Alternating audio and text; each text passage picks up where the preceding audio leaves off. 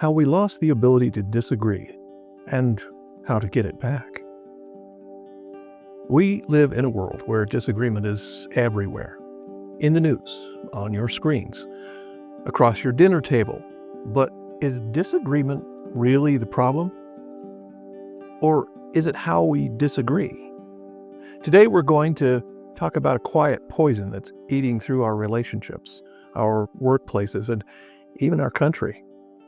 Not rage, not protest, but contempt.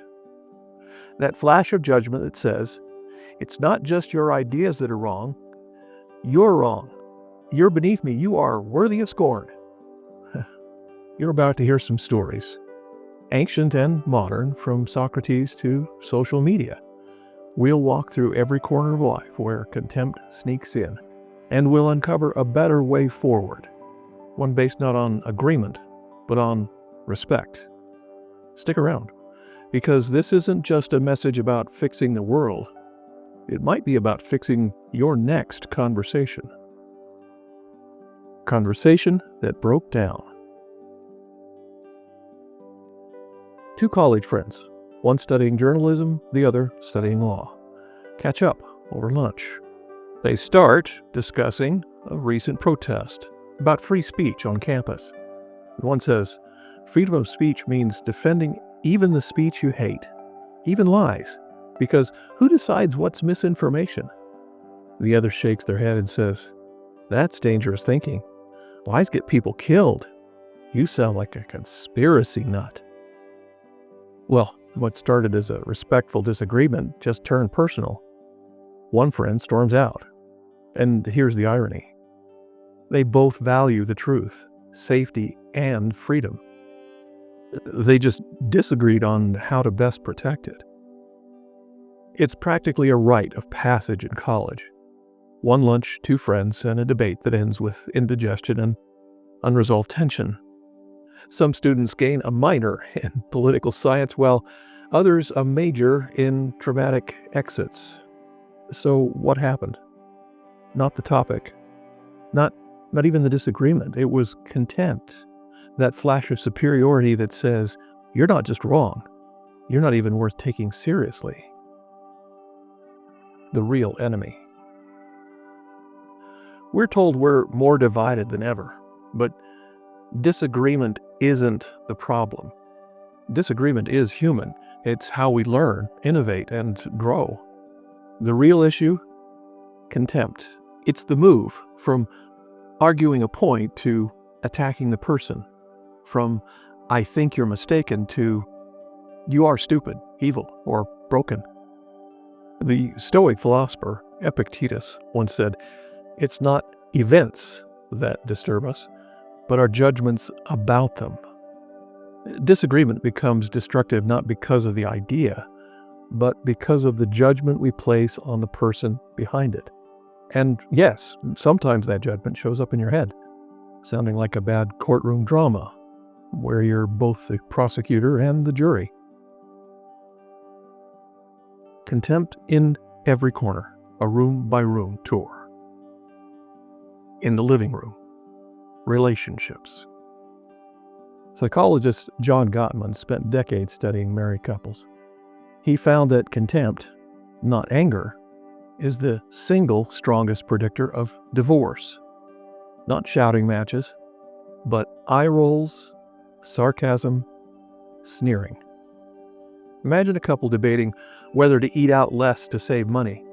And one suggests cutting back, the other says, oh sure, because your $50 fantasy football league is a necessity. What could have been a budgeting conversation just turned into a Cold War, not because of disagreement, but because of contempt. And let's be honest, nothing says romance like a spreadsheet and a passive-aggressive jab about fantasy football. At the family table. Political polarization at home. Pew Research in 2021 found that 60% of Americans say political conversations with those they disagree with are stressful and frustrating. I would bet that the real percentage is much higher nowadays. Not because of the policies, but because of how they're made and how we're made to feel judged, dismissed, and even unsafe. Abraham Lincoln, speaking during one of the most divided periods in American history, said, "With malice toward none, with charity for all." Even in the wake of the Civil War, Lincoln chose reconciliation over retribution.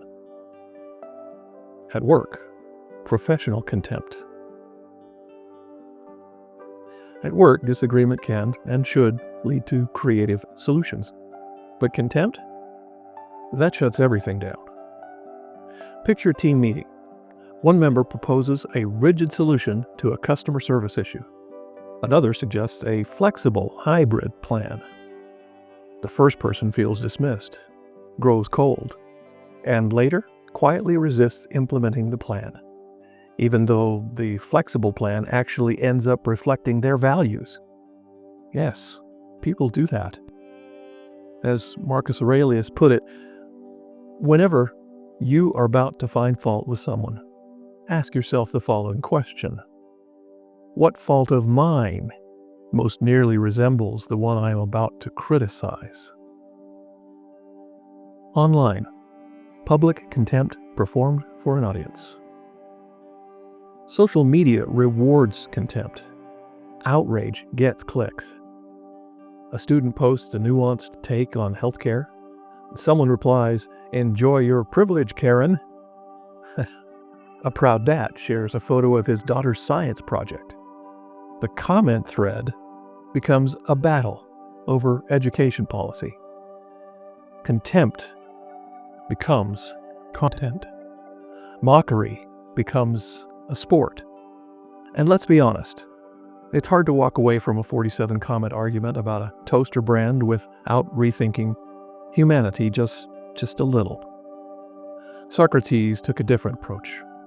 He asked questions. He listened. He didn't aim to win debates. He aimed to find truth. As he said, the highest form of human excellence is to question oneself and others. The temptation of contempt. Contempt feels so good. It gives us the high ground. And let's be honest, standing up there on that moral soapbox feels great. Until you realize the Wi-Fi reception is terrible and nobody actually wants to hang out up there with you. In a debate tournament, a student lands a brutal zinger that brings the crowd to its feet, and they win the round. But later, they learn their opponent dropped out, humiliated. And then they learn their well-crafted zinger was the only thing that won the debate, because the logic of their argument was horribly flawed. Did they really win? Does it really count if they're wrong? Contempt shuts the door on connection, on clarity, on truth. Why civility isn't enough. Just be civil, we hear. But civility can be a mask, a tight smile, a cold nod, a sentence that sounds polite but drips with disdain. True dignity means more than staying calm. It means treating others as human, even when you strongly disagree. Frederick Douglass and William Lloyd Garrison fought for the same cause, but were split over approach and tactics. But even in disagreement, Douglass acknowledged Garrison was a man of sincere devotion. The better way: disagreeing with dignity. So, what's the antidote? If contempt is the problem, what does the better way even look like? Well, it's not louder. It's not nicer. It's deeper and more human. And sadly, it's not a snappy comeback or eye roll so devastating it makes the other person evaporate. It's not silence. It's not surrender. But dignity. When you feel contempt creeping in, try curiosity. Help me to understand your view. Humility. Here is where I might be wrong. or respect. You matter more than this argument. Contempt thrives in arrogance and fear. It dies in wonder and humility. If you think you already know everything, you'll never learn anything new. But if you admit you don't know it all, you unlock the chance to grow. See the example of Justice Ruth Bader Ginsburg and Justice Antonin Scalia. They disagreed on nearly every case, yet they shared vacations, opera tickets, and mutual admiration. Dignity over derision. How contempt spreads and how grace stops it. One sarcastic eye roll can poison a conversation, but one calm voice can change the tone of the room. Contempt escalates, grace de-escalates. Nelson Mandela, after 27 years in prison, invited his jailers to his inauguration. He chose unity over vengeance. Meanwhile, we can barely invite people to dinner without checking their latest tweet. Grace isn't weakness, it's strength under control. Final challenge: be the antidote.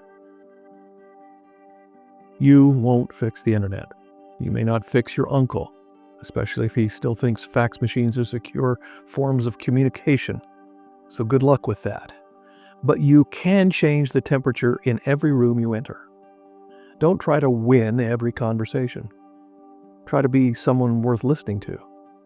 Trust me, being right is wildly overrated when you're explaining yourself to the dog at 2 a.m. because she can see you are being a jerk. Oh yes, she's judging you, but as long as you're giving her belly rubs, she'll still love you. Contempt is easy. It practically invites itself in and then starts talking over people. Grace, on the other hand, takes effort. It's quieter, humbler, and far more powerful. Both are contagious. You choose which one gets to ride shotgun on your next conversation. So, here's an ounce. The world doesn't need more agreement. It needs better disagreement. Contempt builds walls, but curiosity, humility, and respect build bridges. And that's it. An ounce submitted for your consideration. Before you go, want to make the world a little better, one conversation at a time? Then hit like, subscribe, and come back next week. We won't always agree, but we'll always talk like we mean it. And hey, while you're here, take a look at some of these other episodes. Are they world-changing? Probably not. But they're short, smart, and mostly typo-free, and that's got to count for something, right? Thanks.